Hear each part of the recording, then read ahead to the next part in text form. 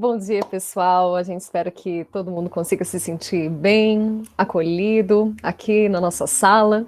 Puxem as cadeiras, cheguem pertinho. E hoje é um dia em que a professora Andressa está especialmente feliz e radiante, porque é um tema que eu quase não gosto, né?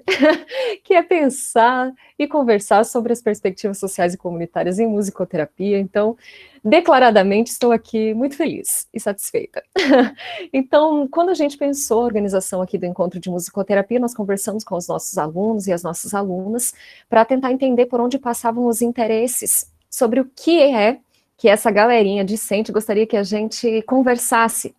E o tema da musicoterapia social e comunitária apareceu como um motivo de interesse, e também a curiosidade de entender como é que essa musicoterapia, numa perspectiva social e comunitária, poderia ou pode acontecer com crianças, com adolescentes.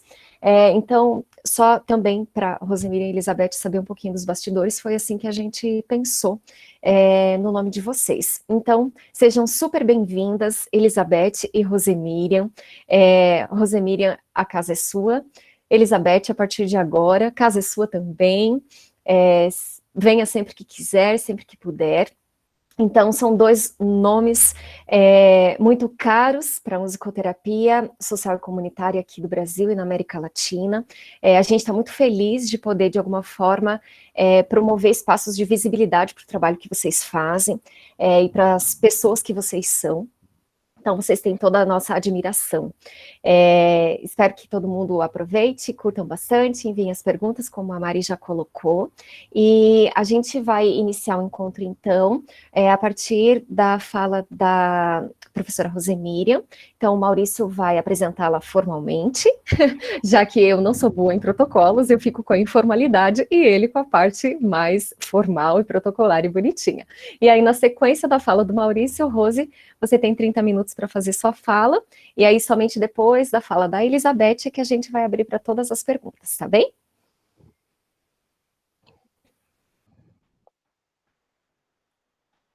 Bom dia a todos e todas. É uma satisfação muito grande estar participando aqui e com a grata satisfação mesmo de apresentar as duas palestrantes de hoje. A professora Rosemiriam Ribeiro dos Santos Cunha é musicoterapeuta graduada pela FAP e possui licenciatura em música pela Belas Artes, as duas instituições que hoje integram a Unespar. Possui especialização em gerontologia e psicopedagogia e é titulada como gerontóloga pela Sociedade Brasileira de Geriatria e Gerontologia. Seu mestrado foi em Psicologia da Infância e da Adolescência e concluiu o doutorado em Educação, ambas pela UFPR.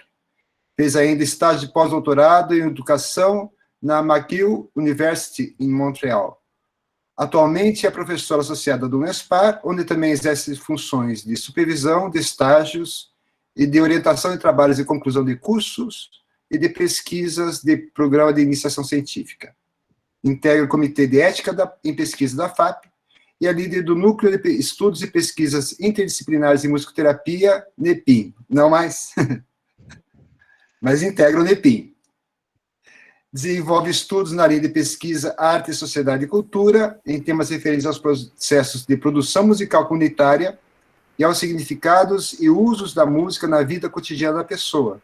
Interessa-se por estudos relacionados às dinâmicas grupais e às manifestações sociais, culturais, afetivas, cognitivas e físicas do fazer musical em grupo. A professora Rosemiriam Cunha possui inúmeros artigos e capítulos de livros publicados na área de musicoterapia, além de diversos trabalhos em congressos, e foi editora e organizadora da revista Encantare, do nosso núcleo de estudos e pesquisa interdisciplinares em musicoterapia da Unespar. Seja bem-vinda, professora Rosemiriam. Obrigada, Maurício, obrigada. Só passamos o bastão do NEPIM para a Andressa, né? Então, a Andressa e a Sheila é que estão na liderança do NEPIM, mas tranquilo, estive por ali alguns tempos mesmo, Maurício, tá?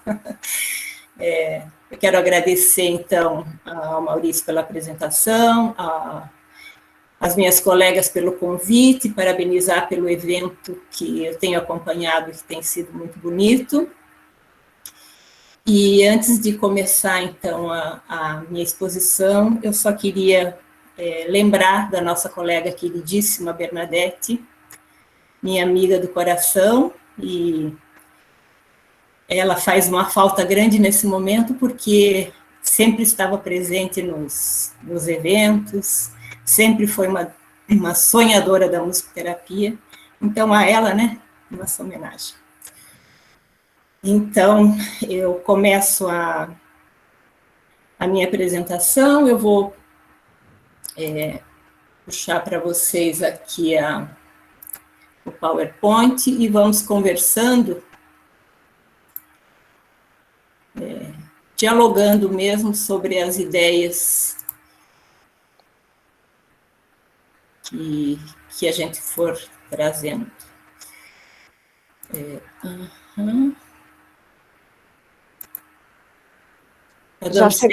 Já chegou a tela para a gente, Rose, chegou? Deu certo. Então, tá ótimo. Então, nós vamos falar um pouquinho de algumas perspectivas aí de... Rose, novamente ficou aquela tela preta. Acho que você precisa mexer um pouquinho no cursor antes no nosso... Isso, agora deu certo. Obrigada. Obrigada, Rose, deu certo. Então, vamos pensar em algumas perspectivas de se pensar musicoterapia social comunitária. Eu espero que, ao conversar com vocês, ao dialogar com vocês, a gente possa entender de onde vem, o que ela quer dizer, que fazeres e pensares a musicoterapia social comunitária defende, quem trabalha nesse campo, quem participa desse trabalho, e os conceitos que fundamentam a prática. Para começar, então, vamos pensar juntos nesse cartoon aqui, nesses quadrinhos. Rose, desculpa te interromper, mas não está aparecendo. Agora, ele aparece e desaparece. Será que você quer... Tenta dar uma clicada novamente, e aí, se não der, eu passo por aqui os slides sem problema, que está aqui na mão. Veja. Agora apareceu a tirinha. Mas ela desaparece na sequência. Agora aparece e desaparece. Ela é um pisca-pisca. Está piscando. Bem, deixa que eu passo, então, Rose, pode ser? Daí, assim... Vamos lá, então. Tá bem. Então, você precisa interromper o seu compartilhamento de tela e eu inicio o meu. Esse aqui, como é que fica? Não fica. Não fica, então está dando algum problema mesmo. Tá. Até para eu tirar o compartilhamento aí tá difícil. Opa, perdão, gente. Vamos voltar aqui. Já deu certo, Rose, já não está mais compartilhando. Já não está mais? Então, beleza. Então, eu vou desligar aqui. Então, você vai passar, Andrés? Isso. Tá bom. Certo? Tudo certo. Agora deu? Então. A gente, só para pensar de uma forma um pouco mais leve, na possibilidade, nas condições que nós temos de criar estereótipos, criar estigmas, né? Então, a gente tem ali o Charlie Brown de cabeça baixinha, conversando com a amiga, e a amiga fala que a pessoa deprimida, ela tem que ficar naquela posição, essa é a posição da pessoa deprimida, né? Então, se você acha legal ficar deprimido, então tem que ficar assim, cabeça baixa e corcundinha. Então, são os estereótipos que nós vamos criando e naturalizando e não nos damos conta, né? Então, isso é só para a gente colocar alguma ideia na cabeça. Pensar em alguns termos que também criam estereótipos, também criam estigmas, né? Nós temos ali, 4 palavras que, no decorrer do tempo da história, aí, talvez tenham significado a mesma coisa. Vagabundo, mendigo, morador de rua, pessoa em situação de rua. São 3 palavras que se referem praticamente a uma população, mas que atrás delas, ou imbuída nas palavras, tem todo um significado e um preconceito, e inclusive tem políticas públicas, né? Então, quando eu penso em vagabundo, eu estou pensando num sujeito, num indivíduo, num grupo de indivíduos. Mendigos, eu estou pensando num grupo de indivíduos. Morador de rua, mesma coisa. Pessoa em situação de rua, mesma coisa. Mas por que a sociedade foi alterando esses termos? Quais foram os pensamentos que nos levaram a sair do vagabundo e entrar na pessoa em situação de rua? Que políticas, que movimentos sociais aconteceram para a gente chegar de lá até cá? Então, esse tipo de pensamento é um pensamento que a gente precisa ter quando pensa em musicoterapia social comunitária, né? Tanto nos estereótipos, na naturalização e desnaturalização das situações, quanto nas políticas, nos movimentos sociais, nas bandeiras que os grupos levantam e defendem, para que as situações sociais sofram alguma modificação. Isso. Então, para ajudar a pensar como nós vamos modificando nossas formas de pensar, eu escolhi uma trajetória que, por um acaso, é a trajetória da saúde, mas a gente poderia ter escolhido a trajetória da educação, qualquer outra da assistência social, qualquer outro campo de saber, talvez nos levasse para o mesmo caminho. Eu vou rapidamente correr com vocês o pensamento que foi embasando os cuidados de saúde, para a gente perceber como nós vimos no cartoon e como nós vimos nas palavras, como as ideias vão se constituindo e vão modificando os pensares, certo? Então, é um convite que eu faço para vocês, para a gente passar pela história.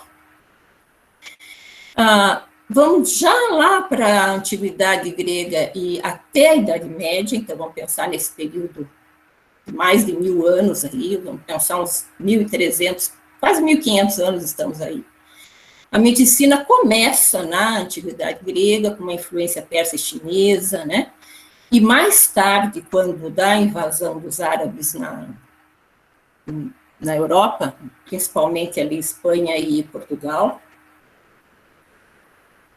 a gente tem os elementos árabes. Então, era uma prática de saberes que misturava ervas e partes de animais nas práticas de cura.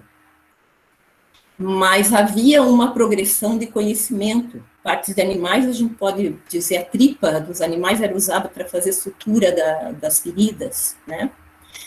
Então, havia uma ciência em andamento, saberes em andamento, e havia também as explicações sobrenaturais, né? Era um misto, né? Que, quando a igreja se impõe na Idade Média, ela praticamente substitui todo esse movimento pela fé, né? Pelos dogmas da fé. Inclusive, a gente lembra bem de histórias e cenas da Inquisição, em que os saberes eram proibidos, né, de estarem entre a população, era uma propriedade da igreja, então muitas pessoas foram aniquiladas por saberem ou tentarem descobrir alguma coisa. Então entra a ideia do cristianismo como aquele que vai cuidar dos enfermos, a fé que vai aliviar sofrimento, né?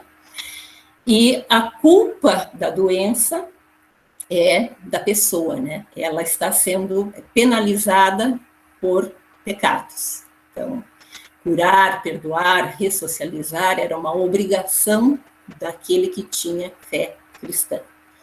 Obrigada, Andressa. Pode passar, Andressa. Quando entra o movimento do Renascimento, as navegações, a imprensa, a gente já tem uma mudança, inclusive, na gravura. Na anterior, a gente tinha uma deusa, né, a deusa grega da saúde, até esqueci de falar para vocês. Aqui a gente já tem Isso, a gente tem a Ígia, e aqui a gente já tem um homem descascado, né? Ele está sem pele, ele tem a pele na mão, né? O maior órgão do nosso corpo. Então, nessa época, já se pensava em órgãos, né? Porque já se dissecavam os cadáveres. Então, era um outro pensamento, entrou o pensamento médico, já aquele pensamento da fé, então, da cura pela fé, ele começa a ser um pouco atenuado, e entramos nesse pensamento clínico, um pensamento médico, tá? Então, as práticas individuais restritivas, elas se estabelecem, porque isso é o quê? Diz que os hospitais aparecem e você leva a pessoa, tira do ambiente dela e coloca num ambiente específico, né, para olhar aquela pessoa, só ela ali, e a doença, e o mal-estar que ela tem, tá? Então, separa a pessoa do seu contexto vital, do seu ecossistema, tá? E a doença pensada agora como biológica e psicológica. Então, a gente tem, durante aí alguns séculos, né, do 18 ao 19, aí, 2 séculos, com essa hegemonia, total hegemonia dessa visão individualista e restritiva. Na Itália, em 1700, Alemanha e Áustria, já começa a se observar que a pessoa está num contexto social, que o trabalho pode gerar doença, né? Que o local de trabalho pode gerar doença. Então, o Estado começa a ser pensado como responsável pela saúde da população. O outro, Andressa. Quando a gente está, historicamente falando, lá no século XVIII e XIX, a gente tem o advento, com o médico Jules Guérin, da medicina social. Então, a saúde agora não é mais fé, a saúde agora não é mais só biológico e psicológico, a saúde agora depende de condições de vida, de situações socioeconômicas, o Estado deve cuidar da saúde da população. Então, vejo como vai mudando a forma de pensar, né? Aquela situação restritiva individualista, ela começa a se ampliar, né? Para pensar uma pessoa situada num contexto social, uma pessoa que trabalha, uma pessoa que vive num lugar que tem que ter um mínimo de condições, né, de vida saudável, né? E já se pensa que eventos fora do corpo podem causar algum mal para essas pessoas, né? Então, a medicina passa, lá no século XIX, a ser pensada como uma ciência social. E vejam só que a política é considerada uma medicina em grande escala. Precisa contar isso para muita gente, né? Porque acho que tem muita gente lá dentro, de onde deviam estar sabendo disso, que não sabe. Então, no século XIX, pode ser, a gente tem esse advento, então, da medicina pensando de uma forma mais expansiva, né? É a social expansiva, certo? E, na atualidade, a gente vai pensar, então, numa saúde pública, e que ela sofre influência das ciências sociais, né? Da ecologia, da psicologia comunitária e da psicologia sanitária, que são movimentos que vão surgindo no mundo, e a gente vê aí que a gente tem a psicologia comunitária nos Estados Unidos e a sanitária na Argentina, então colocando essas ideias já em ação dentro dos polos dos cuidados de saúde.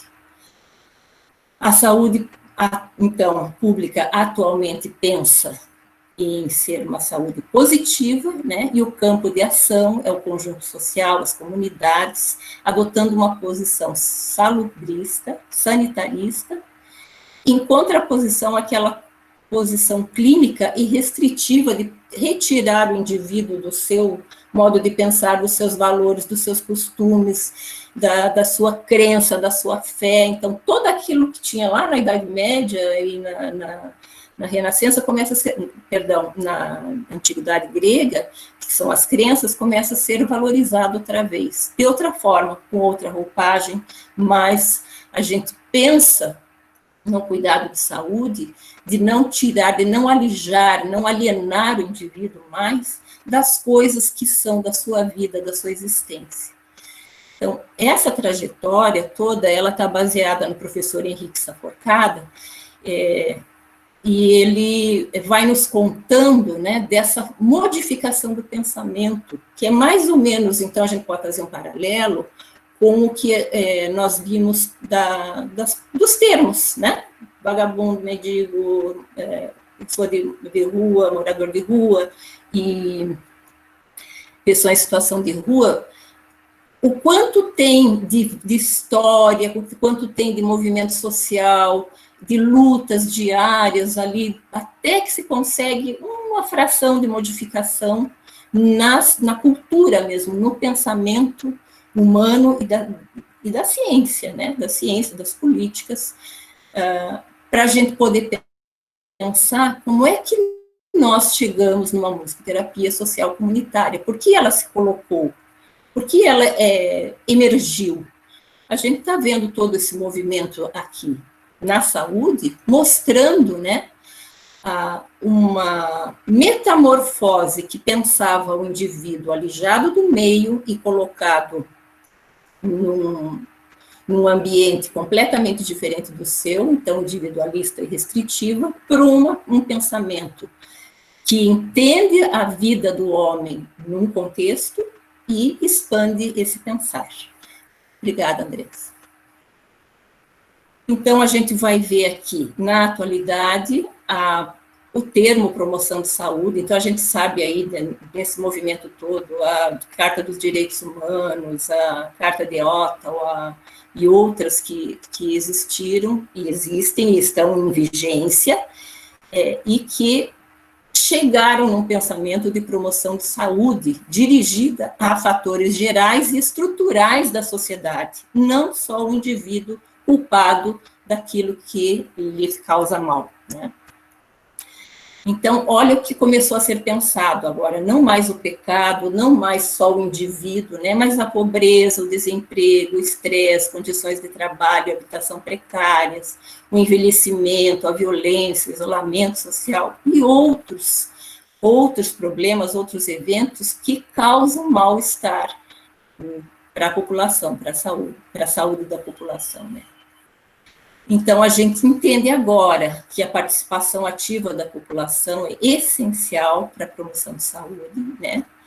E outro exemplo bem importante de pensar também em mudança de paradigma foi a própria assistência social, que saiu da caridade, do assistencialismo para os direitos. E é nesse caminho que a gente vai pensando também quando pensa em musicoterapia social comunitária. Né?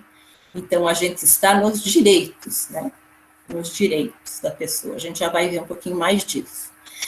Para exemplificar e mostrar outras, já falamos da assistência social, outras forças que foram dando base para a gente chegar no pensamento que temos hoje de musicoterapia social comunitária, tem os estudos da deficiência, um movimento enorme, mostrando o ativismo das pessoas com deficiência e que mostram e clamam pela inclusão dessas pessoas, não como caridade, não como assistencialismo, mas como um direito de ser diferente e de existir nessa diferença.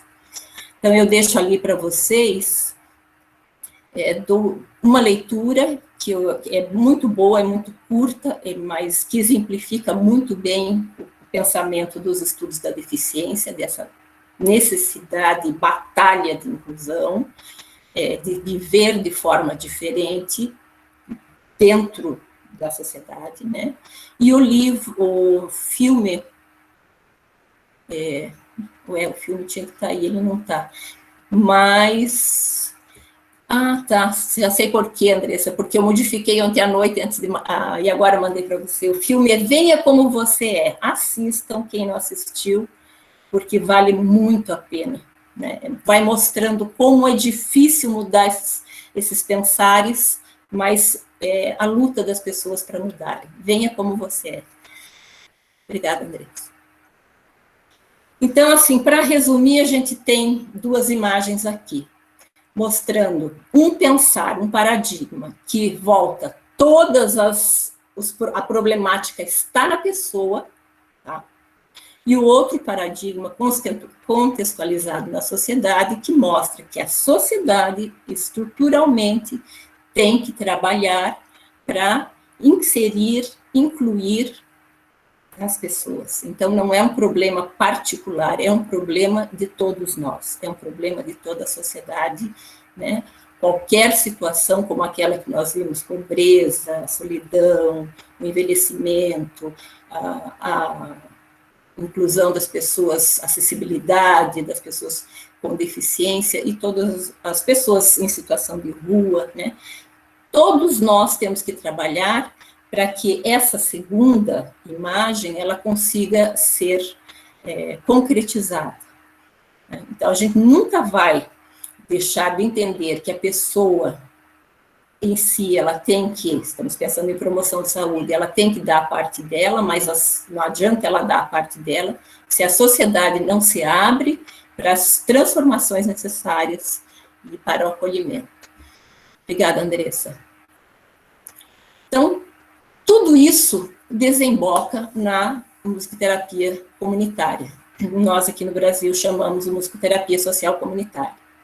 Esse termo foi utilizado pela primeira vez lá em 1973 pela Florence Tyson. Esse é um artigo que ela publicou, mas ela mostra o termo comunitário no artigo dela e diz respeito à comunidade oferecer serviço mesmo, trabalho, né, para não de mercado de trabalho, eu estou dizendo serviços de atendimento, pode ser um acolhimento dia, para não falar hospital dia. Ela está defendendo que após as pessoas saírem como tinha na época do internamento para tratamento da saúde mental, as pessoas encontrem na comunidade apoio com tratamentos que não sejam os hospitalares. Então, é essa a ideia da Tyson, pelo menos do que eu pude ler, na terminologia que ela vai utilizar. Mas já mostra uma responsabilidade, né, delega uma responsabilidade para a comunidade. A gente tem o Evinrude como o inaugurador, digamos, se existir esse termo, né, da musicoterapia convertente social. Então, já nos anos 70, ele já lançava essa ideia. O Stige é um fruto, né, do trabalho do Rude, ele foi aluno do Rude, e ele chamou o trabalho dele de musicoterapia comunitária, defendeu tese de doutorado nesse tema, né. Então, a gente tem na Escandinávia um polo importante, muito forte da musicoterapia comunitária, ideias que jorram de lá, né, que são muito importantes para a gente pensar a nossa teoria da musicoterapia social comunitária. E a gente já tinha muitos outros musicoterapeutas trabalhando nesse formato mais amplo, né, pensando nos aspectos sociais e culturais que a gente tentou fazer um mapa ali agora no início da nossa fala. E a gente tem em Mercedes Pavlecevic e no Gary Ansdell, dois nomes muito fortes também da musicoterapia comunitária, né, que é a terminologia que eles usam lá no exterior. O que nós vamos pensar em concepções de música agora, tá? Então, já pensamos em teoria de musicoterapia social comunitária. Muito bem. Vimos que há necessidade de uma mudança de concepções, que há necessidade de políticas, que há necessidade de quebra de estereótipos, que há necessidade de quebra daquela forma engessada de se pensar, para a gente poder ampliar a nossa forma de trabalho e acolher populações, situações, pessoas numa forma mais ampliada de trabalhar musicoterapia. Mas como se pensa a música, então, nessa forma diferente de se trabalhar? Andressa, quando você puder me avisar quantos minutos faltam, eu esqueci de olhar, tá bom? Obrigada. Então, o que se pensa de música, pelo menos nessa perspectiva que eu estou trazendo para vocês, e que é a perspectiva com a qual eu tenho trabalhado, que a música é uma ação humana, tá? Se ela é uma ação humana, ela é situada. E se ela é situada, ela tem que ser situada onde? No meio social, cultural, histórico, onde as pessoas vivem, certo? Então, essa é uma ideia que a gente empresta do Small, que nem é musicoterapeuta, mas é um grande pensador da música.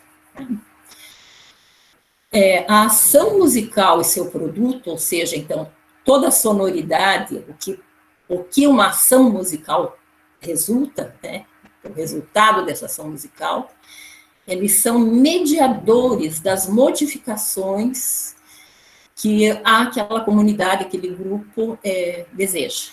Tá? Então, essa transformação ela é atravessada, ela é mediada por essa produção musical. E quem nos dá bastante apoio para pensar isso é o Egan, que vai falar que a música é um veículo para ajudar as pessoas a fazerem alterações, transições na vida. A gente tem outros pensadores, a gente pode pensar em Vygotsky, em outros que vão falar muito sobre a música e que vão nos ajudar aí a pensar que fortalecer essa ideia de que a música vai fazer essa mediação de modificações nas vidas, né, e nas situações das pessoas.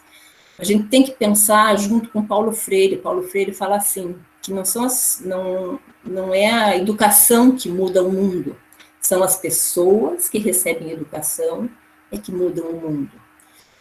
E a gente pode transpor isso para a musicoterapia com muita facilidade. A música não muda o mundo, né?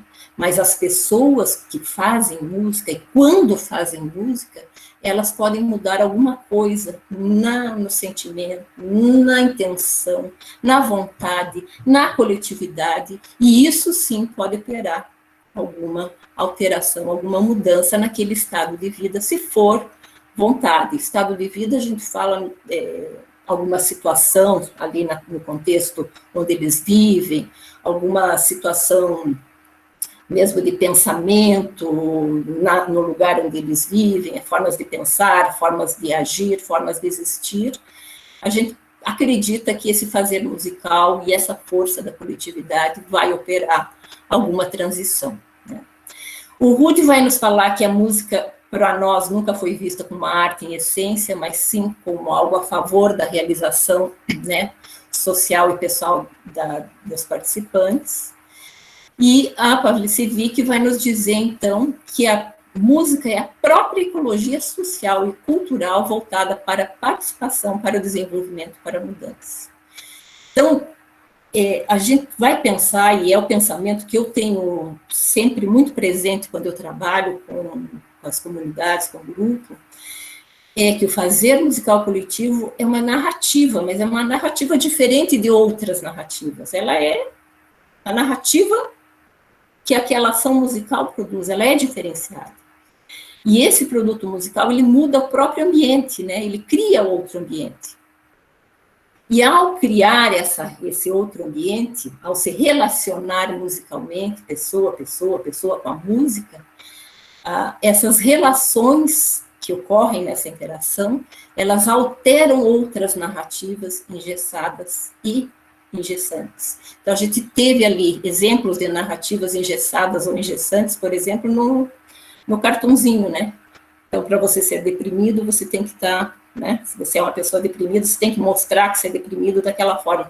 Então, é só, claro que isso é uma brincadeira que o autor, o desenhista do cartoon fez, mas o humor sempre conta muito, né? De estereótipos, de estigmas que as pessoas vão carregando e que não só as pessoas, mas os lugares, os espaços, e que a gente pensa junto com essas comunidades, junto com os grupos, junto com as pessoas, no que elas querem mudar.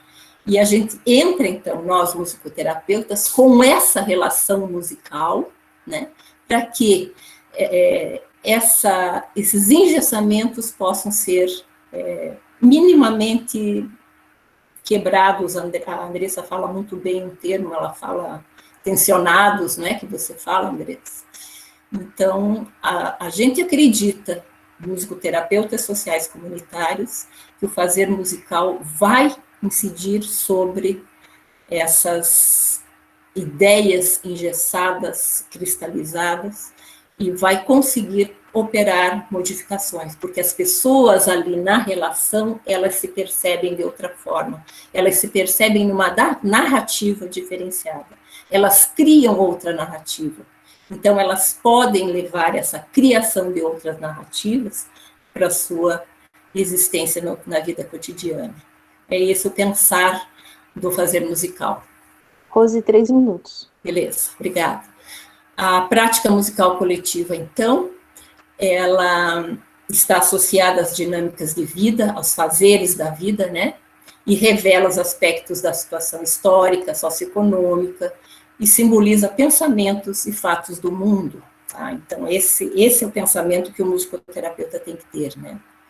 E a gente, eu acho que toda a musicoterapia a gente trabalha com a experiência participativa, mas eu tenho usado muito o Turino para pensar que toda e qualquer participação, ela é uma forma de fazer musical, né? Um bater palma, um olhar, um escutar, um estar presente, o cantar e o tocar também, certo? Então, essa prática musical coletiva, ela impulsiona estratégias de ação, de resistência e de sobrevivência, por causa daquela ideia de fazer musical, de música, que eu trabalhei com vocês agora há pouquinho, na forma de desengessar ideias, né?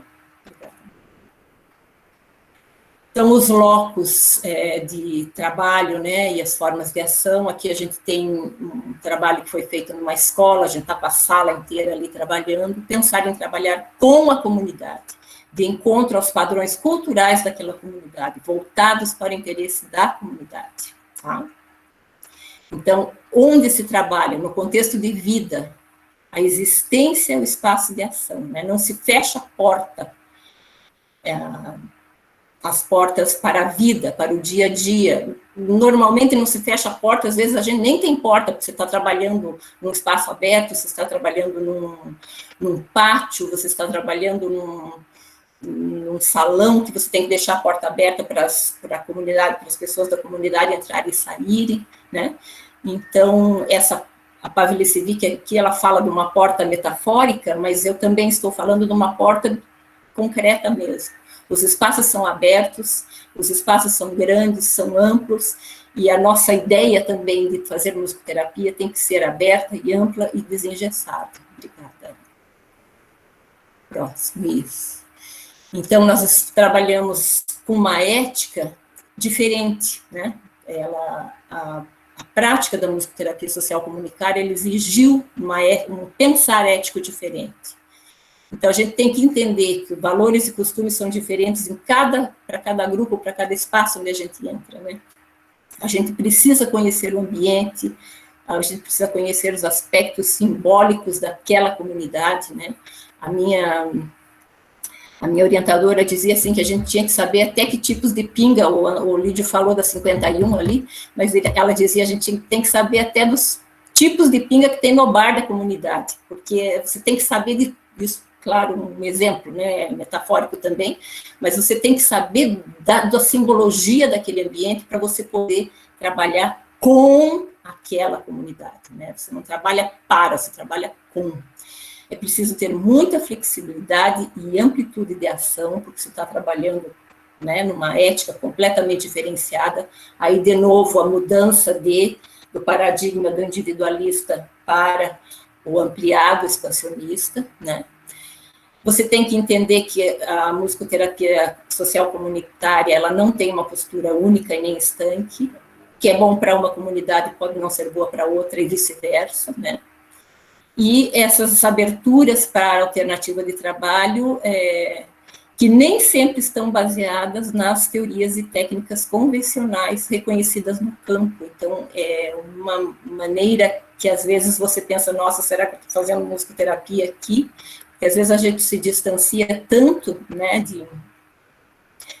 da teoria convencional, que a gente precisa descobrir com o grupo o que é fazer música, como é fazer música, e como que eles querem fazer música, né?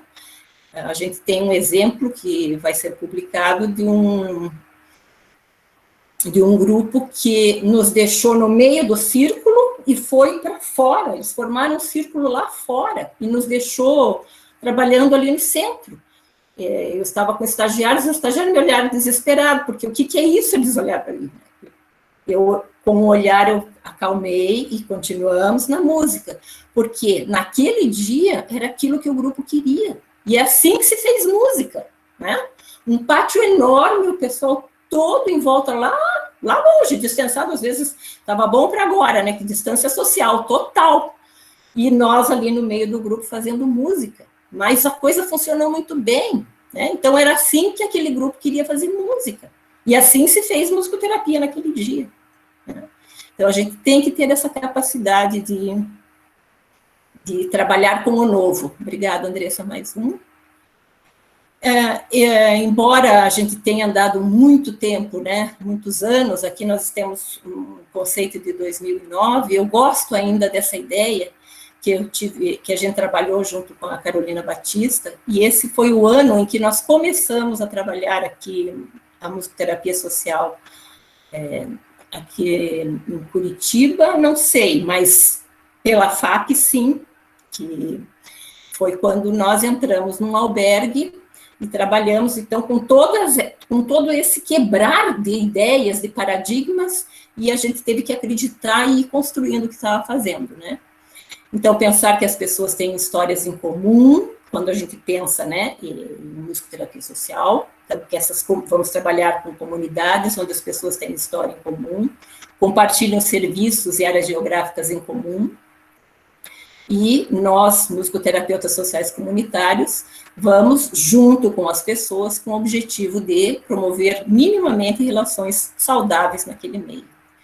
Então, aqui, na musicoterapia social comunitária, estão consideradas as ideias do coletivo, do bem-estar, lógico que os conflitos e contradições que existem sempre, né, em todo o ambiente onde você vai, em todo lugar, com todos os grupos, e pensar nesses conflitos e pensar nas práticas cotidianas das pessoas. Então, a musicoterapia social comunitária, ela se coloca nesse espaço, ela se situa aí.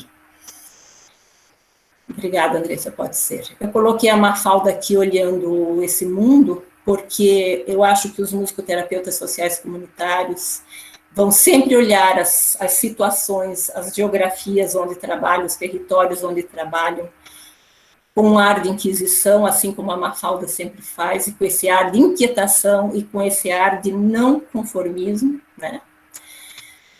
Porque se nós não desnaturalizarmos os conceitos, as ideias, nós vamos continuar engessando e continuar com paradigmas engessantes. Então, o nosso papel, o papel do musicoterapeuta social comunitário é justamente fazer essa quebra, desnaturalizar as situações, trabalhar com política, e essa política pode ser a música, né? Essa política pode ser a fala, essa política pode ser a participação. Eu acredito no pequeno, eu acredito no miúdo, eu acredito que de pouco em pouco as coisas vão se transformando. E é isso que a musicoterapia social comunitária ela faz. Ela, aos poucos, ela vai desengessando e vai ampliando os pensares, os sentidos e os olhares. E se a existência humana é coexistência, a música pode ser uma forma de coexistir, desde que a gente tenha esse olhar do não acomodamento, da não aceitação, desde que a gente levante bandeiras de transformação. Eu acho que é isso, Andressa. Eu teria o vídeo, mas não vai dar tempo, não faz mal. Agradeço a vocês pela participação, né, pela audiência.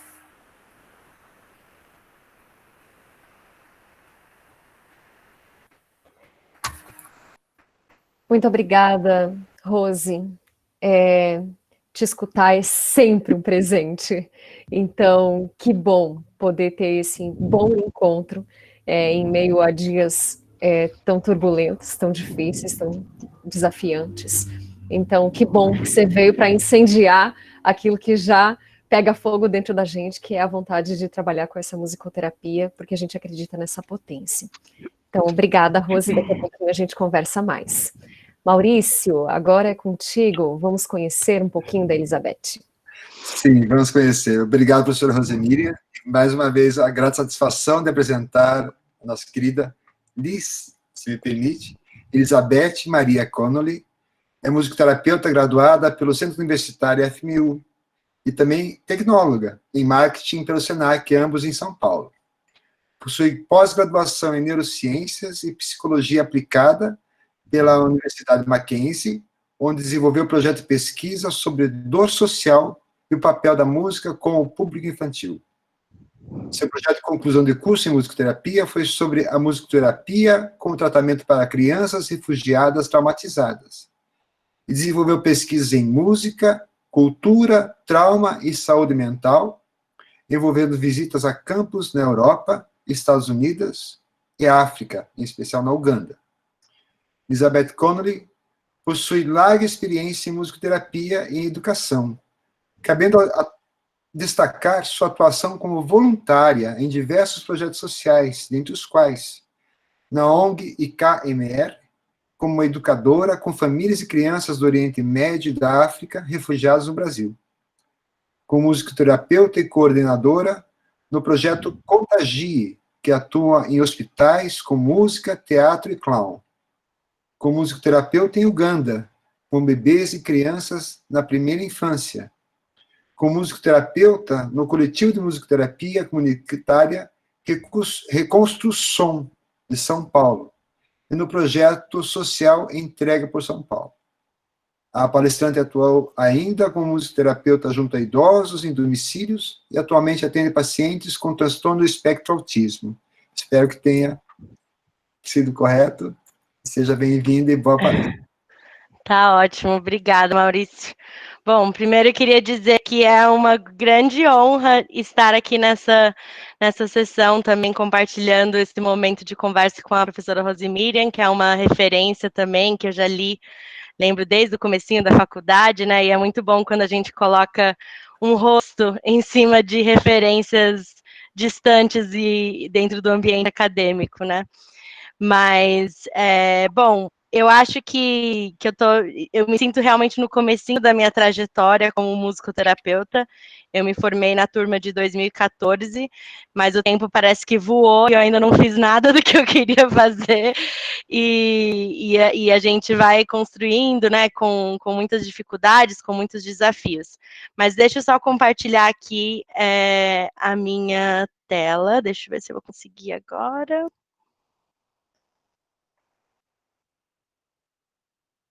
Um segundinho.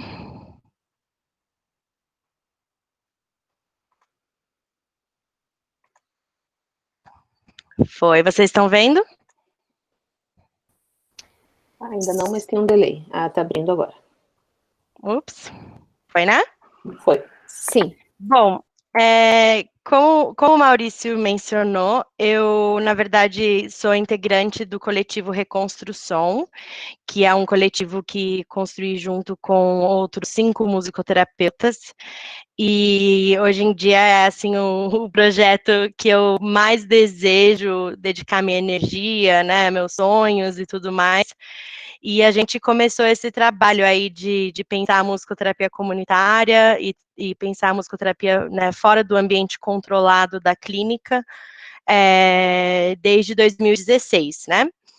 E aí, hoje eu achei, assim, eu pensei em intercalar um pouco a minha pesquisa acadêmica, né, da neurociência, né, que foi a minha pós-graduação, minha especialização, onde eu foquei bastante na questão da dor social, e ela foi feita, assim, no mesmo período que a gente começou a trabalhar no coletivo Reconstrução. Então, por isso eu trouxe algumas imagens do nosso processo lá, do coletivo, e aí vou também intercalando com alguns conceitos da minha pesquisa acadêmica e do meu trabalho nesse sentido.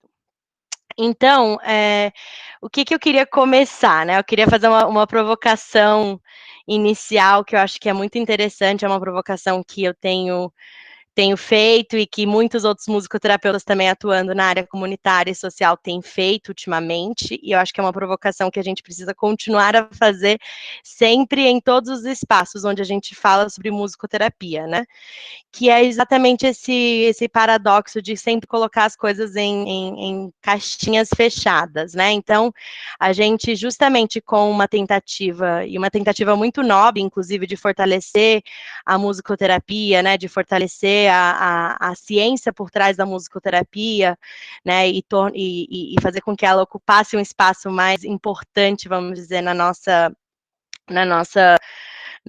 sociedade, né, no meio acadêmico e tudo mais, a gente foi mais e mais migrando para um modelo biomédico, né, e clínico neurológico, né, então a gente foi construindo a ideia de que o musicoterapeuta que usa jaleco branco e que atua numa UTI de um hospital ou numa clínica de reabilitação complexa, é um musicoterapeuta mais experiente, mais científico, ou que está, de alguma forma, hierarquizado dentro dessa noção do que é a musicoterapia, enquanto que o musicoterapeuta social comunitário, que busca trabalhar em grupos, em espaços, às vezes, não controlados, em espaços periféricos, né, da sociedade, tivesse, de repente, menos metodologia, ou menos conhecimento científico, né, ou tivesse uma intenção de atuar mais, assim, de uma forma mais livre, mais solta, sem muito raciocínio clínico por trás das escolhas e dos trabalhos. E essa visão é uma visão muito importante da gente desmistificar. Então, eu queria começar a apresentação aqui justamente com essa provocaçãozinha, para a gente começar a pensar, na verdade, a musicoterapia social e comunitária e a musicoterapia mais restrita ao ambiente clínico, né, ou da reabilitação, de fato, como uma prática híbrida e complementar.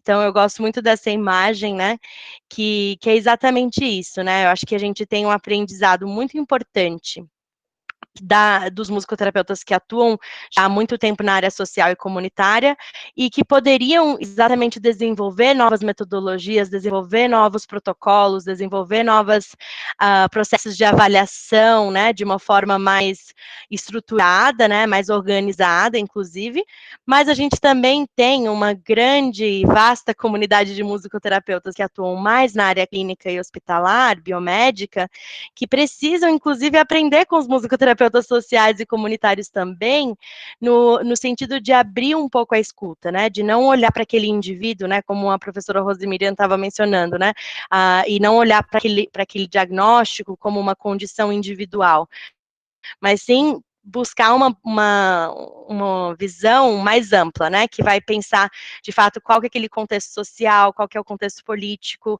né, as relações de gênero em casa, as relações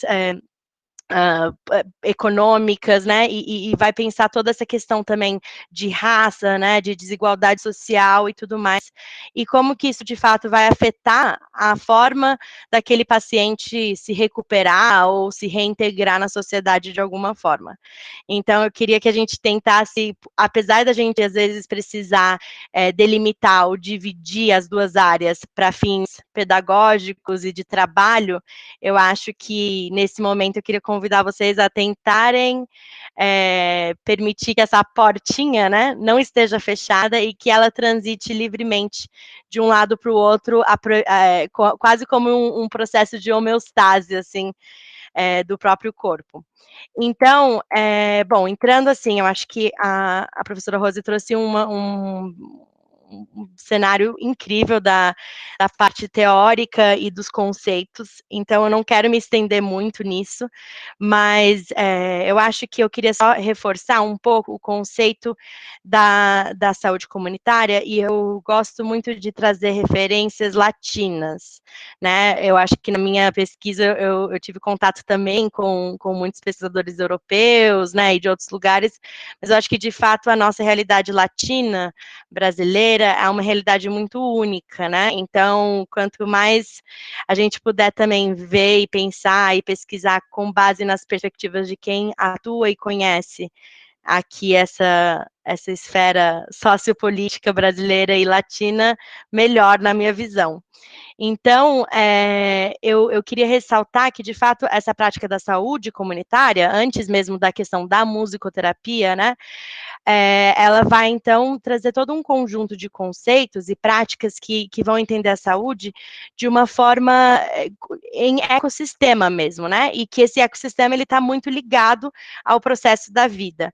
E aí, eu queria trazer, de repente, uma reflexão a um conceito que é um conceito muito presente na cultura latina, em geral, que é o conceito do bien vivir, né, ou do bem viver.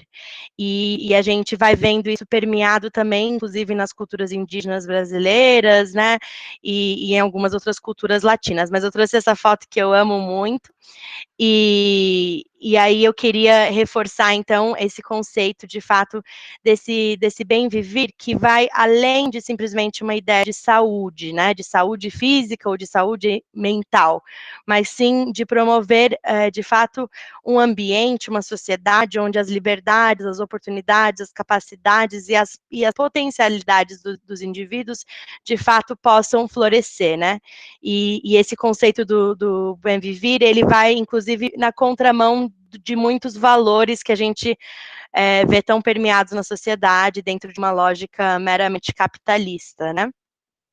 Então, eu acho que quando a gente pensa na musicoterapia comunitária e social aqui no Brasil, a gente talvez devesse pensar para além de simplesmente promover saúde, né?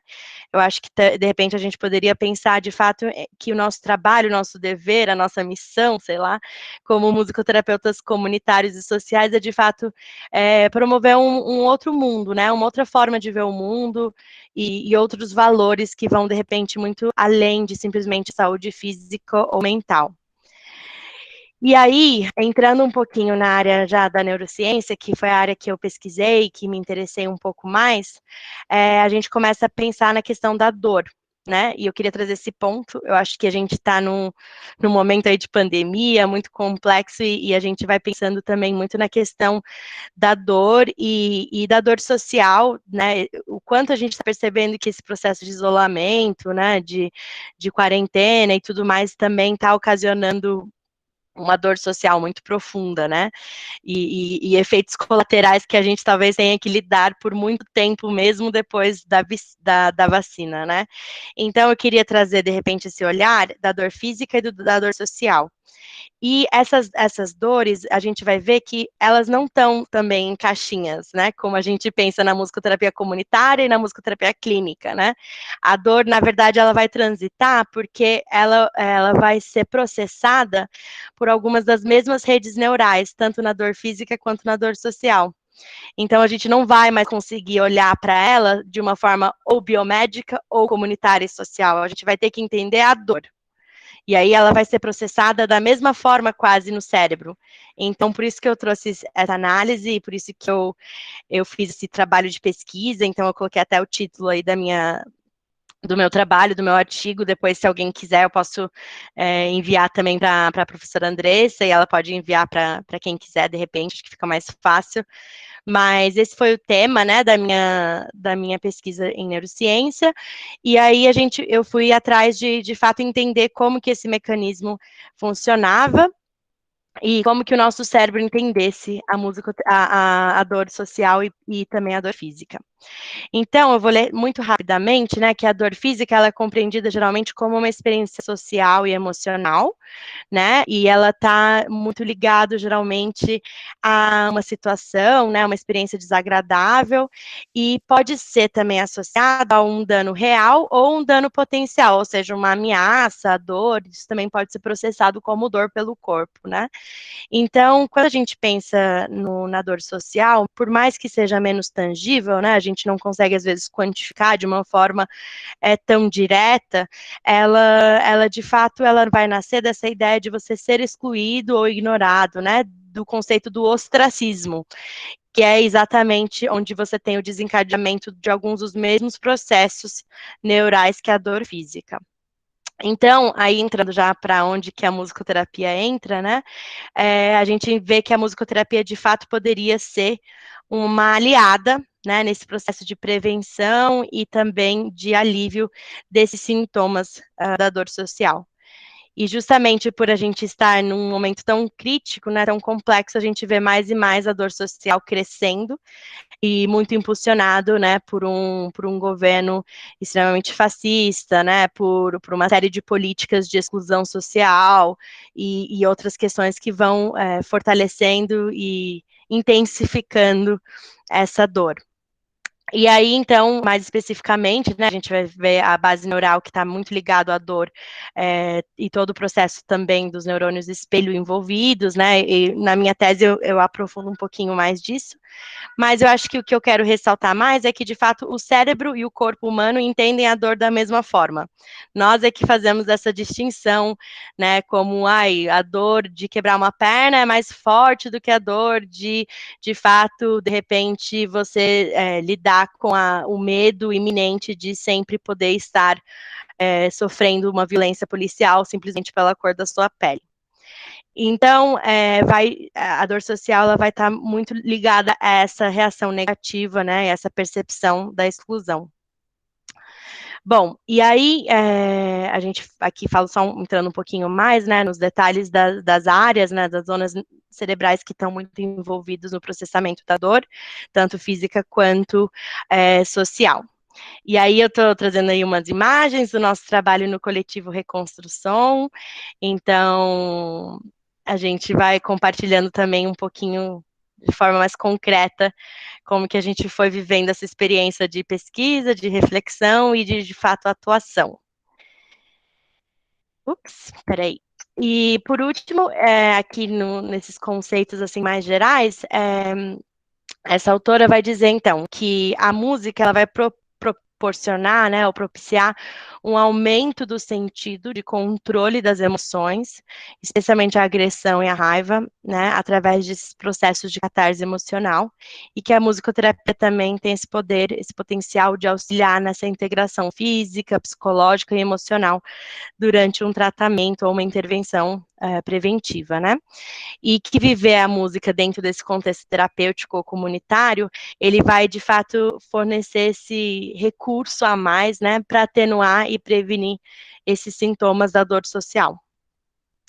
E aqui eu coloco aqui uma foto do nosso coletivo no momento, né, de musicoterapeutas, por conta, de fato, da pandemia e de todas essas coisas que a gente está vivendo esse ano, a gente não tem conseguido atuar de uma forma tão ativa, né, na comunidade, com alguns outros projetos que a gente tinha desenvolvido, mas somos todos musicoterapeutas e nós nos formamos também juntos na musicoterapia na FMU, então já fomos construindo esses laços de troca, de reflexão, né, de construção coletiva, e aí a gente formou de fato em 2016 esse coletivo, e hoje em dia a gente concluiu uma etapa, né, na ocupação Douglas Rodrigues, que foi uma comunidade que inclusive a gente teve o prazer de ter a presença da Andressa com a gente, conhecendo um pouquinho de perto aí um dos nossos encontros lá.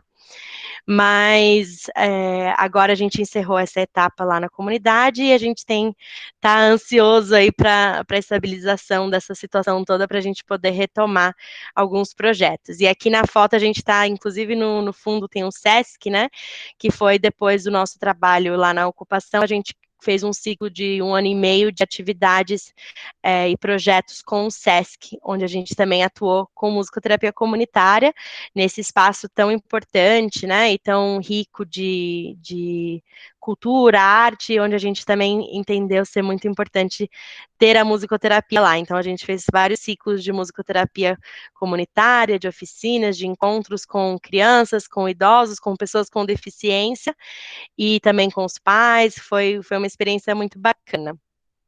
E, bom, agora, como reflexão final, assim, do que eu acho importante ressaltar eu acho que a gente tem a necessidade de uma escuta muito ativa quando a gente pensa em propor ou incluir projetos de musicoterapia comunitária numa instituição, num bairro, numa comunidade, numa escola, né, em todas essas possibilidades de locais diversos, porque a gente não está pensando só no indivíduo, né, a gente está pensando de fato naquele contexto como um todo, e em todos os fatores que a gente nem sempre pode controlar, né? Então a gente vai tendo que flexibilizar mesmo e ouvir, sempre ouvir o que está acontecendo, o que a comunidade quer dizer, né? Naquele dia, naquela situação, é um ambiente de muita movimentação, né? De muitos fenômenos, de muitos estímulos, então acho que a necessidade, de fato, de ouvir, tanto antes, quando a gente está pensando ainda na criação de um projeto, né, que ouvia o que a comunidade tem a dizer, ouvir o que as pessoas contam, né, as histórias daquele contexto, e daí depois, de fato, durante a implantação, né, de encontros de musicoterapia, de todo esse projeto mais vivencial, a gente precisa constantemente ouvir e ajustando as arestas, né, e modificando os processos, né, concluindo e complementando o que às vezes fica faltando, ou que vai mudando também.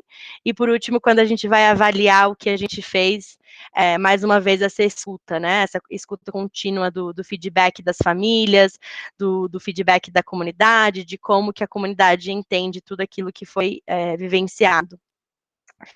E concluindo, o meu último slide é esse daqui, eu acho... Ops! Voltou.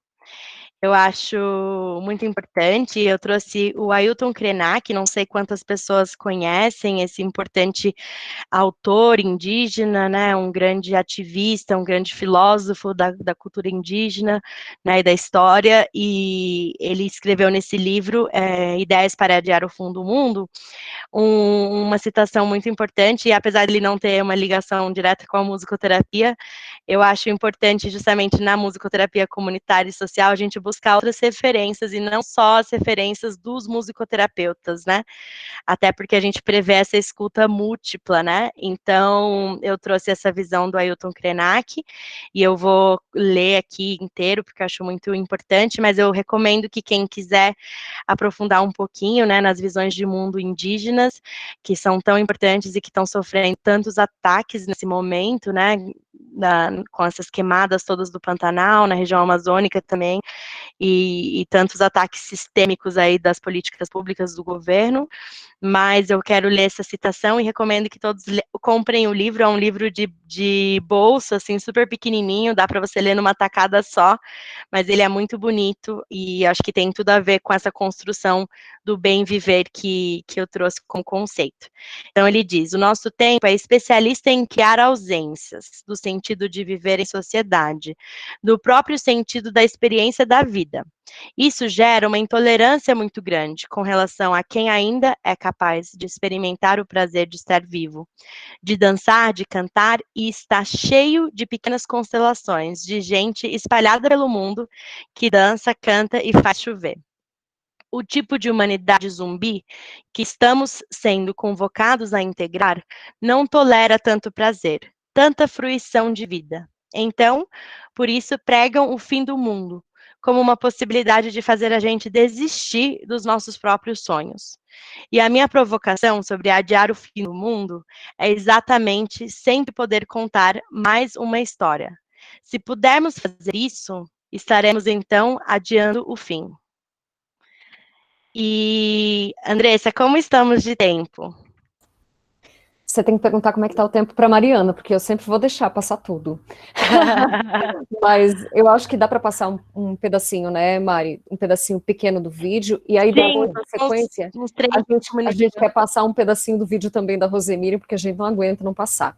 Então vamos passar. Tá bom, então. Então, deixa eu só ver aqui rapidinho se eu lembro como fazer isso. Vamos tentar de novo.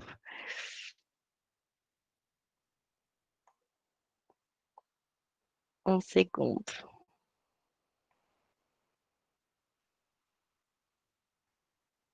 Vocês estão vendo, né? Ainda não? Tá Agora chegando. É que Sim? de São Paulo a Curitiba tem um trecho. Agora sim. Bom, eu vou compartilhar com vocês um spoiler, né, um teaser, de um documentário que a gente construiu sobre o nosso trabalho no Coletivo Reconstrução, especificamente dentro de uma ocupação por moradia, e como que a musicoterapia, então, influenciou esse processo aí, e ajudou, né, a contribuir para algumas situações que as crianças viviam dentro dessa ocupação.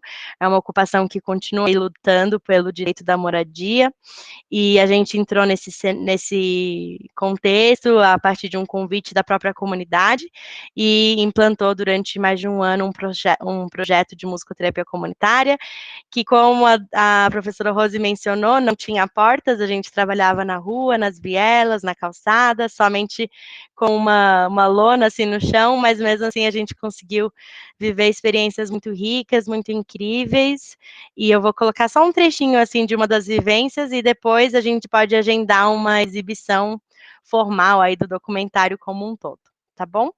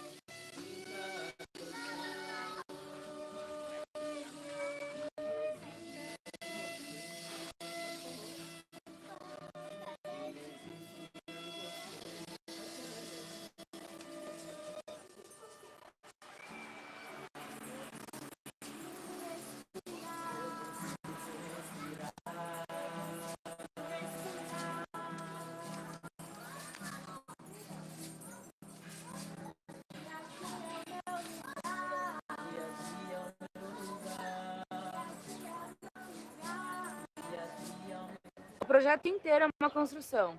Nós, como musicoterapeutas, eles como audiovisual, a gente encaixar tudo isso. E não é uma coisa que se me pergunte e eu te responda, porque eu acho que sabe, a gente vai digerir, eles digerem de um jeito, a gente de outro, como grupo, como indivíduo. E tudo é muito aprendizado. Isso é o mais incrível. A gente, sabe, querendo trazer uma proposta diferente, aprendendo com isso, porque é novidade, pra gente era novo, acho que para todo mundo aqui, né, talvez. E isso é o mais incrível, assim, ver cada dia como a gente sai daqui, o que transforma na gente, que a gente começa a pensar e fomentar essa questão. É bem legal.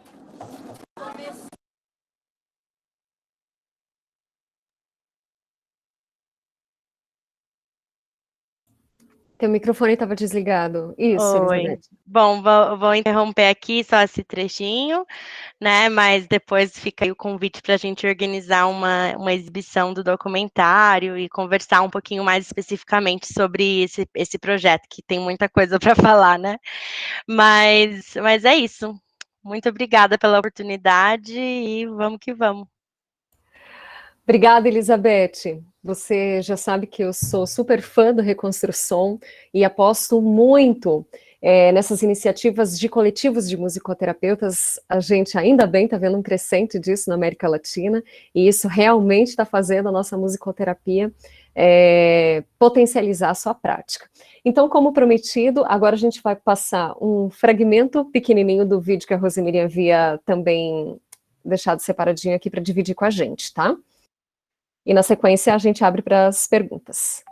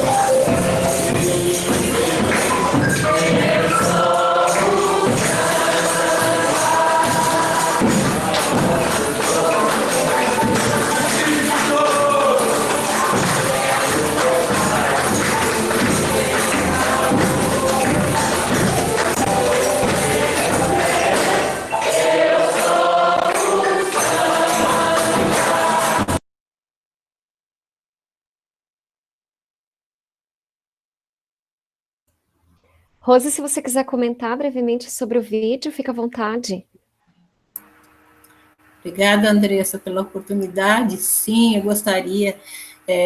O vídeo mostra um participante que entra na comunidade ali do Encontro Aberto, né, para os Encontros Abertos, que foi um projeto que ficamos praticamente 10 anos com ele na FAP, e é uma pessoa de fora, né, ele é do curso de música, ele entra para fazer a participação ali junto com a comunidade, então ele entra com o pandeiro e vem com essa sugestão desse samba, o grupo inteiro adere, se desorganiza e, de repente, se organiza com muita força, com muita coragem e vontade, e ele faz aquele momento ali e sai. Então, para mostrar as portas abertas, a flexibilidade e a não confidenciabilidade, né, que se quebra totalmente, no paradigma que se quebra, porque a pessoa entra, vê o grupo, sai, outra pessoa pode entrar, cantar, ficar um pouco, participar um pouco e sair. Essa é a perspectiva que a gente mostra da participação, né, da comunidade ali, como a gente pode ver no vídeo também da Elizabeth, as pessoas em volta participando. Então, essa situação aberta, ampla e sem engessamentos é o paradigma que a gente coloca. Obrigada. Sem mais delongas, nós vamos abrir para as perguntas. Maurício vai ser o mediador desse momento. Algumas perguntas a gente resolveu direcionar as duas, respondem as duas se quiserem, uma ou outra, né? E algumas perguntas daí são específicas para uma das duas, tá bem? Obrigada, pessoal, que participou, enviando as perguntas e os comentários, o carinho, e o vídeo da Rosemary mostrou a carinha de muitos egressos, né? Então, realmente, aí a saudade está batendo. Vamos lá, Maurício. Bom, só comentar, parabenizar a professora Rosemary, a Elizabeth, maravilhosas essas apresentações, lindas mesmo, acho que todos nós ficaríamos o dia inteiro ouvindo-as, né, e sempre com mais vontade de ouvir. Mas vamos às perguntas que temos pouco tempo.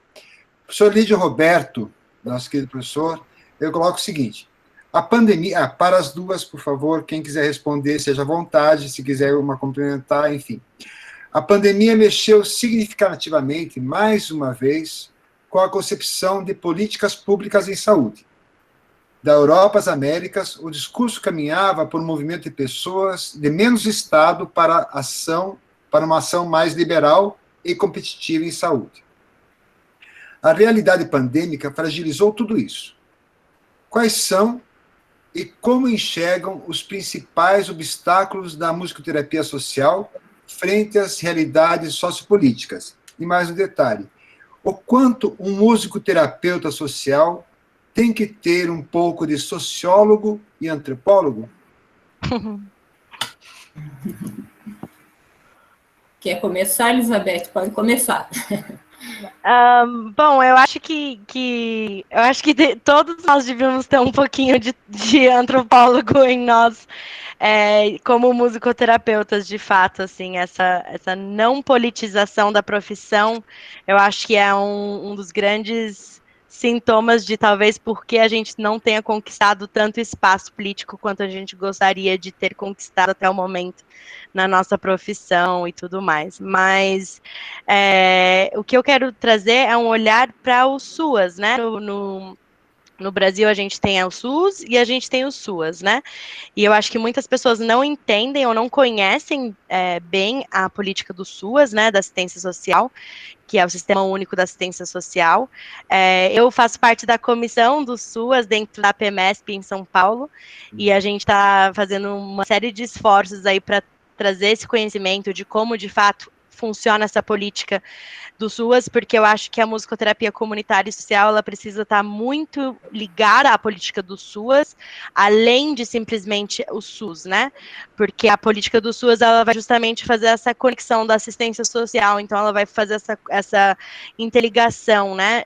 De não simplesmente pensar na política meramente da saúde, mas sim de todo esse contexto social envolvente.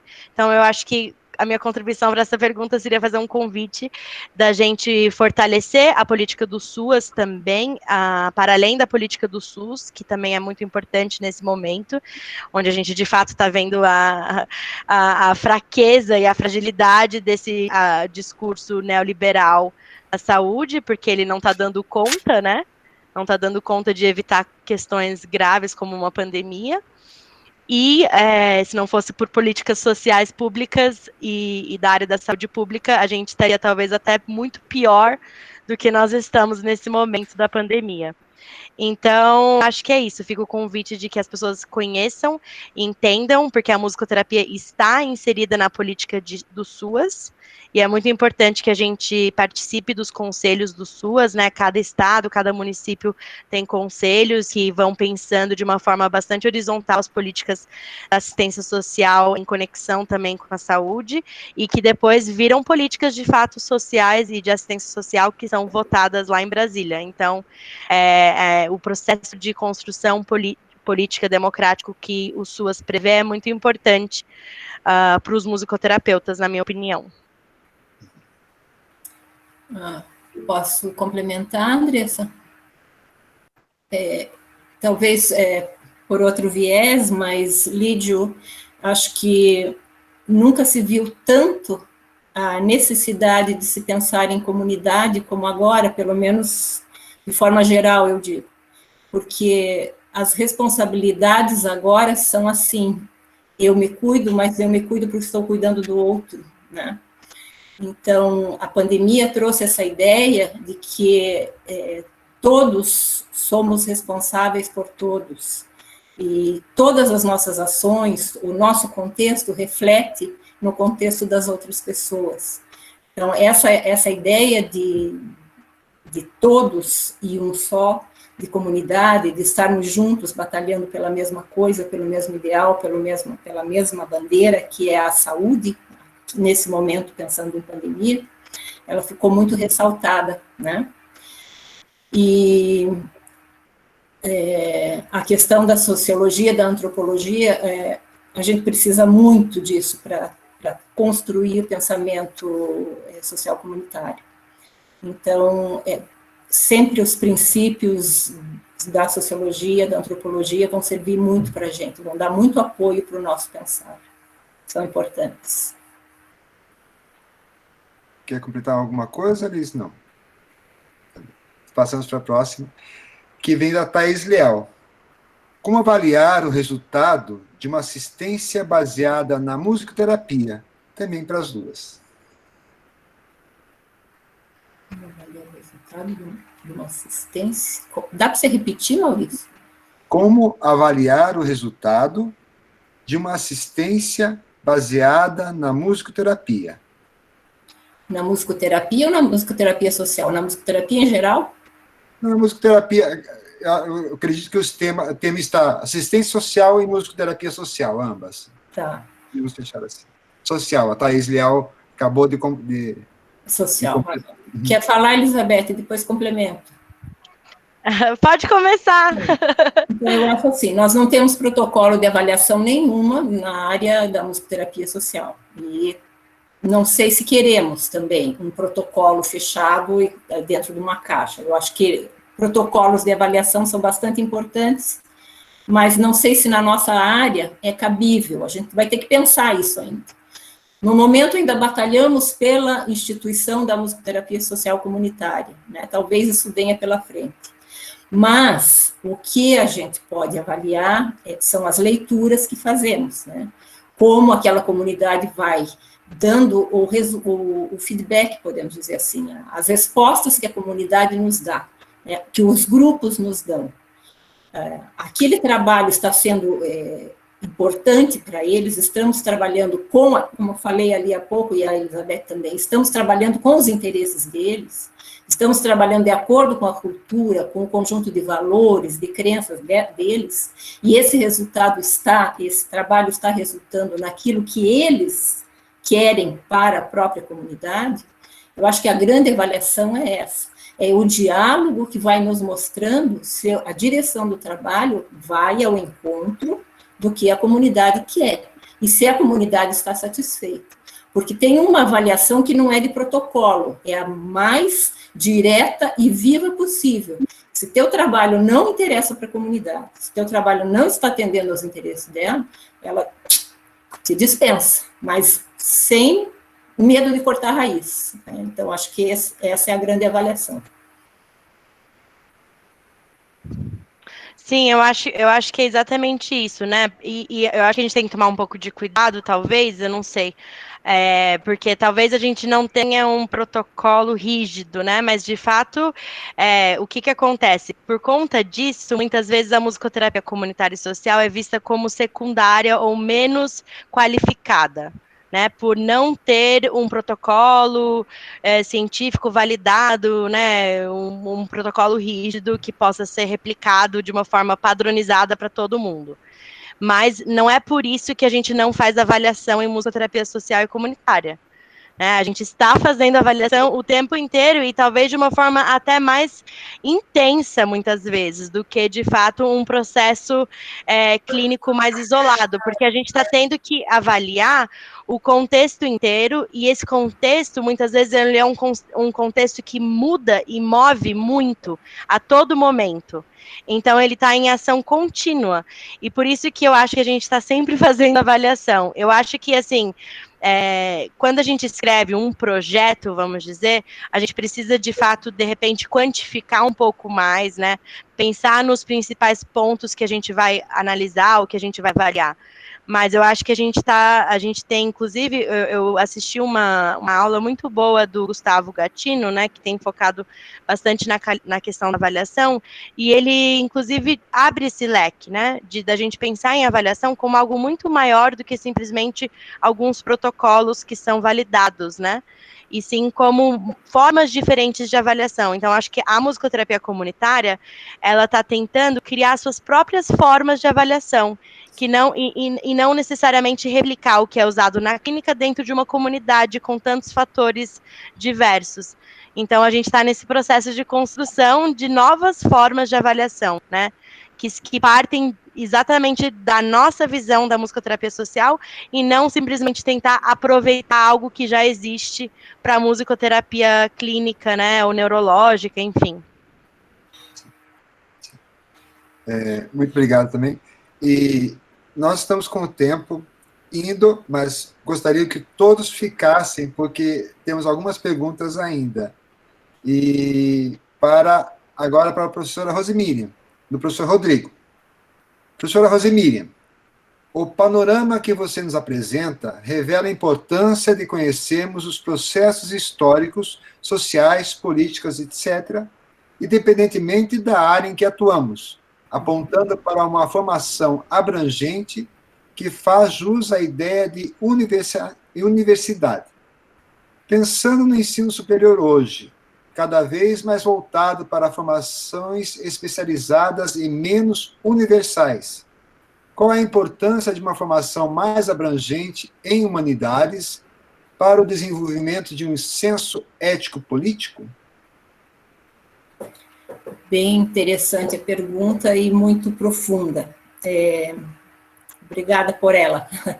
Rodrigo, eu acredito assim, que as humanidades precisam voltar, né? Nós no nosso curso, não, porque prezamos por elas e temos tido bonitas experiências com os ensinamentos que nos são dados, né?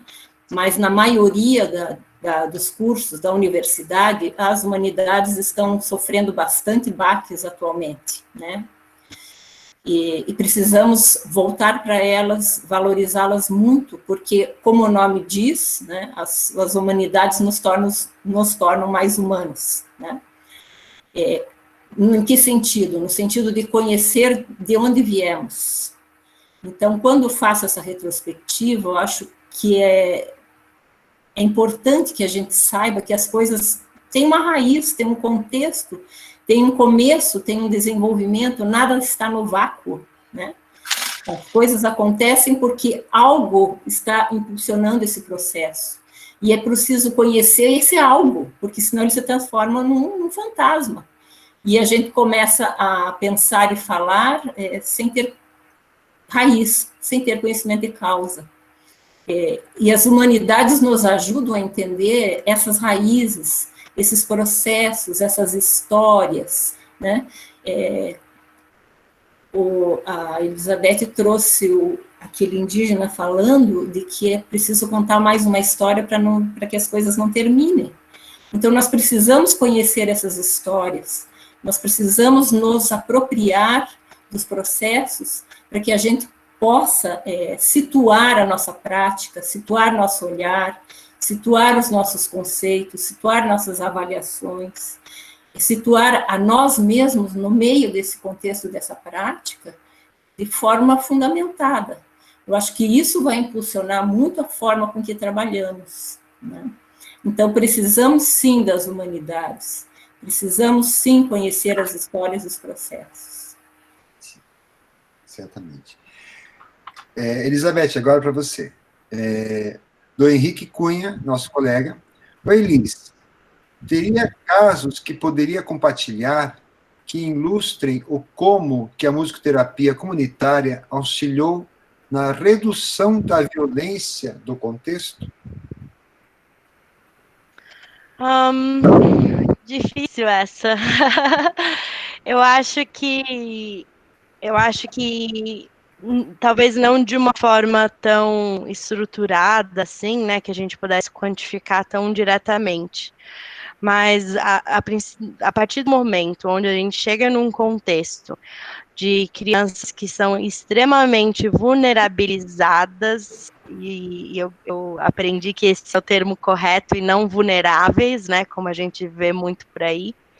Então, eu acho que a gente atuou dentro de um contexto, na ocupação do Augusto Rodrigues, de muitas e muitas famílias, eram mais de 1.000 famílias, que ocuparam um terreno a fim de lutarem por uma moradia social, né, um direito à moradia, e aí eles tinham muitas lutas políticas naquele contexto, né, eles tinham todas as questões econômicas, sociais, políticas, tinha muito uma questão forte de racismo, tanto que o nome da ocupação Douglas Rodrigues era uma homenagem a um adolescente que tinha sido assassinado pela polícia militar, inclusive no caminho de volta para casa, ele estava com um currículo, ele tinha entregado currículos para tentar conseguir um emprego, para ajudar a família, e ele foi assassinado, e foi um caso muito emblemático, até se vocês derem um Google, ele gritou, ele levou um tiro da polícia, e ele perguntou, o que eu fiz? Eu não fiz nada, né, por que vocês atiraram em mim? E daí a polícia virou e atirou mais 2 vezes, ele não tinha antecedente, ele não tinha nada. Então, aí a comunidade decidiu se chamar Douglas Rodrigues em respeito à história e à vida desse adolescente.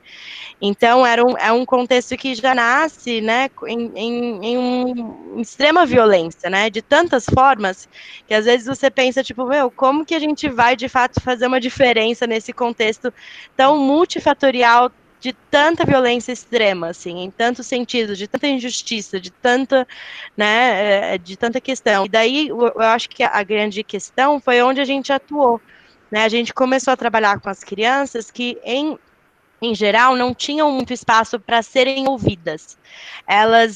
Os adultos tinham todas as pautas das lutas políticas, iam nas manifestações, né, estavam em contato com a mídia, com a imprensa, com tudo isso, mas as crianças e os adolescentes nem sempre tinham esse lugar de fala, de serem ouvidas, de falarem sobre aquele contexto, de falarem sobre a vida naquele contexto, de falarem sobre o que achavam daquele contexto. E eu acho que eu compartilhei, eu estou tentando lembrar aqui, não sei se vocês se lembram, num dos meus slides, tinha um muro com um monte de nomes grafitados, né? Não sei se todo mundo prestou atenção.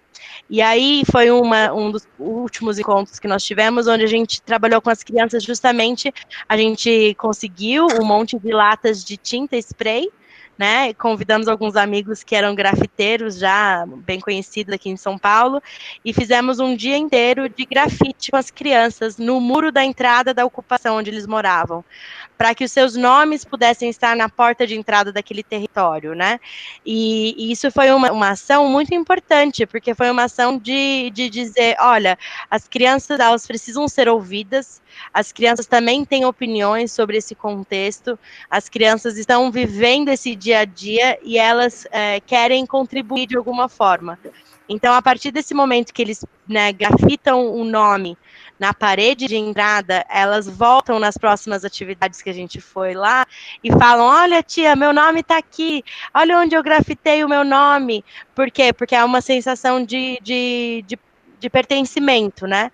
E eu acho que dentro da ideia da dor social e de toda a minha pesquisa também, os autores, eles vão falar muito da necessidade de pertencimento, né, que o pertencimento, essa sensação de pertencimento, ele é o antídoto exato para a dor social, né, para o sofrimento psíquico exacerbado e muitas vezes causado pelo contexto de violência. Então, eu acho que é difícil dizer se a gente conseguiu, de fato, diminuir a violência naquele contexto, mas eu acho que a gente conseguiu tirar as crianças que eram muitas vezes vistas como insignificantes ou como vítimas inocentes daquele contexto e, de fato, fazer com que as suas vozes fossem escutadas, né? As vozes já estavam lá, mas elas só precisavam ser escutadas. Então, a gente trabalhou muito com cortejos pelas ruas, né? Pelas vielas da comunidade, justamente para que os adultos ouvissem as crianças produzindo som, produzindo música, né? Interagindo com aquele contexto de uma forma ativa e não só passiva. Então, acho que são impressões, pensamentos, reflexões que a gente vai obtendo, que, na minha visão, sim, reduzem a violência, porque a gente tira quem é vulnerabilizado daquela situação passiva e a gente coloca ela como ser transformadora, como ser criativa, como ser produtora mesmo daquele espaço. Então, acho que é isso. Muito obrigado.